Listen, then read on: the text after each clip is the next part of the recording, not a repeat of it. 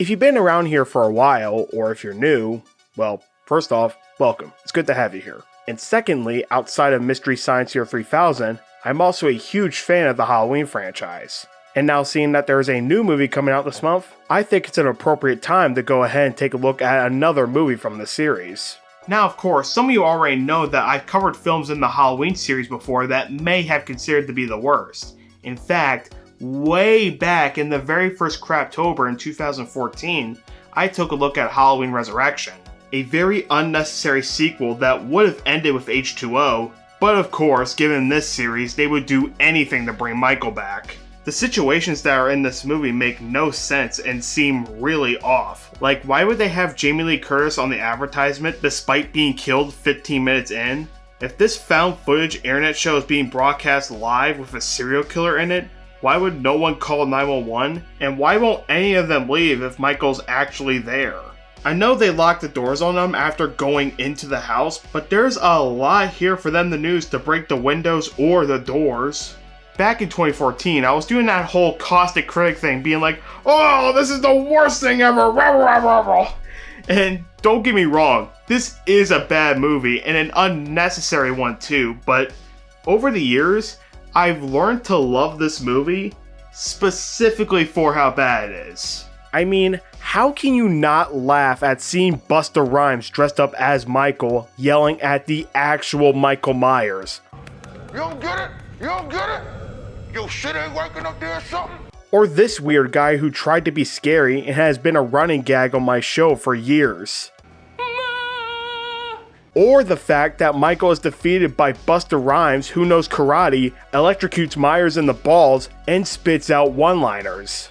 Trick or treat, motherfucker. After that, the very next year, I took a look at the 5th installment in the series, The Revenge of Michael Myers. A disappointing, annoying, rushed sequel that was pushed into theaters 1 year after the success of the last movie. It kills off Rachel and is replaced with her friend Tina along with her friends, who are extremely annoying and loves to pull pranks on one another.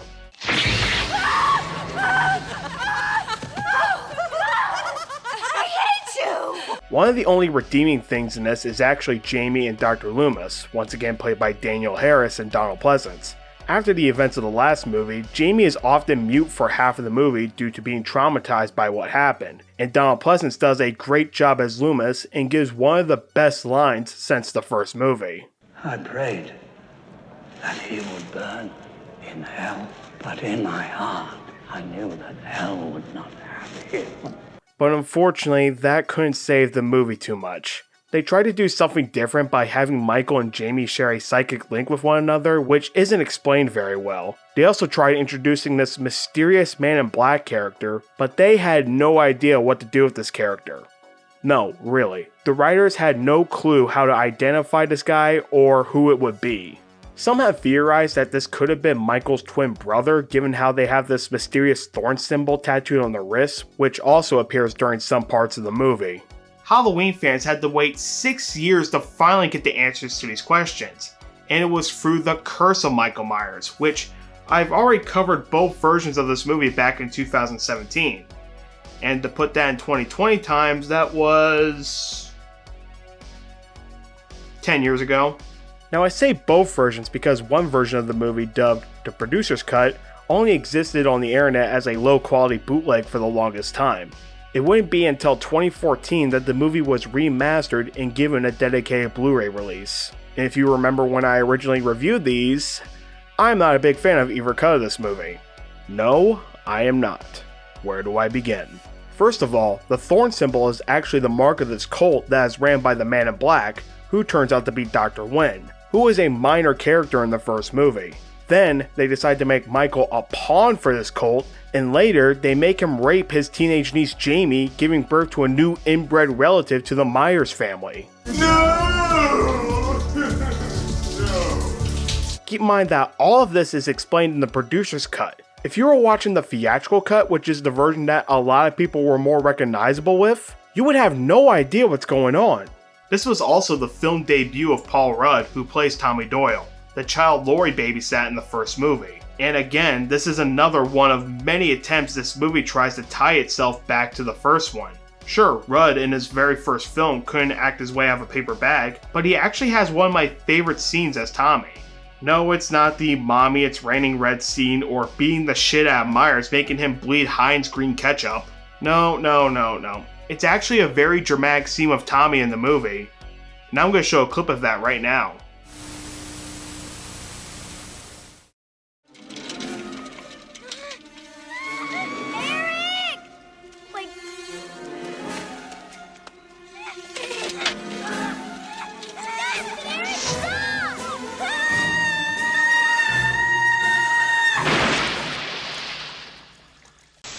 I'm telling y'all, it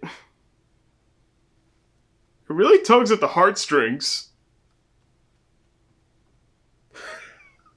Even the ending didn't make any sense. I already mentioned in the theatrical cut that Michael was beaten to death with a lead pipe, but in the producer's cut, he's stopped by a bunch of stones on the floor, and when Loomis goes back to see Michael, it's revealed that Wynn is now dressed as Myers, and Michael is now dressed as Wynn, and escapes.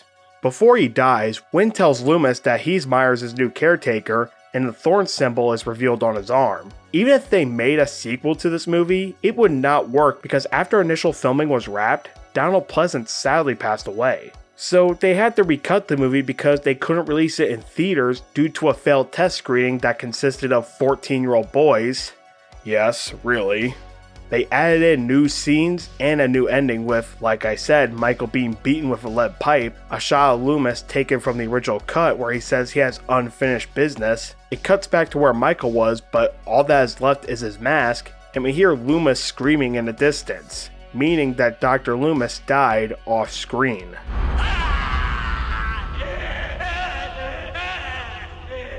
This scream was taken from the producer's cut, which was the last sound Donald Pleasence ever uttered on film.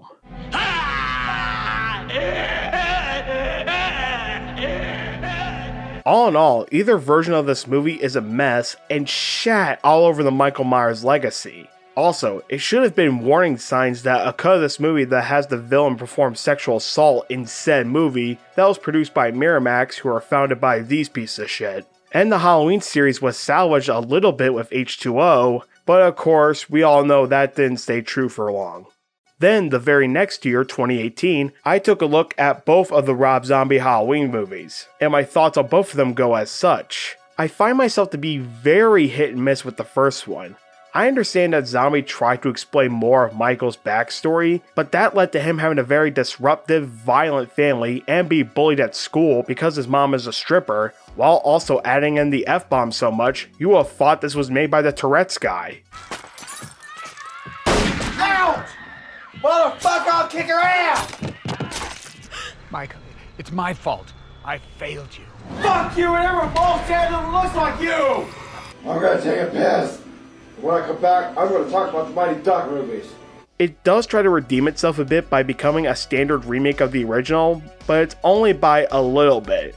Then in 2009, the sequel came out where Zombie was given full creative freedom, and sweet Jesus, it shows in this movie. My only positives in this one is the hobo look that Michael has because he would be homeless given that the cops will be looking for someone that has his likeness. I also love the portrayal of Sheriff Brackett, played by Chucky star Brad Dourif, mostly when he sees the dead body of his daughter Annie, played by Halloween 4 and 5 star Daniel Harris. Brackett is willing to put a bullet in Loomis's head because of his actions, and revealing that Laurie is Michael's sister in his new book. I wanna shoot him. God, shoot him! I wanna fucking shoot him! But the negatives I have with this movie overshadow the positives. They tried doing the psychic link again with Myers and one of his family members, the bizarre dream sequences, and the whole white horse with the ghost mom thing was too out of nowhere. I was almost about to give praise to how Laurie was treated in this movie. She's still traumatized by that night, and whenever she looks at Annie, who she lives with now along with her father, she's reminded of that night and blames herself. It's some heavy stuff, but the problem is they made Laurie really unlikable.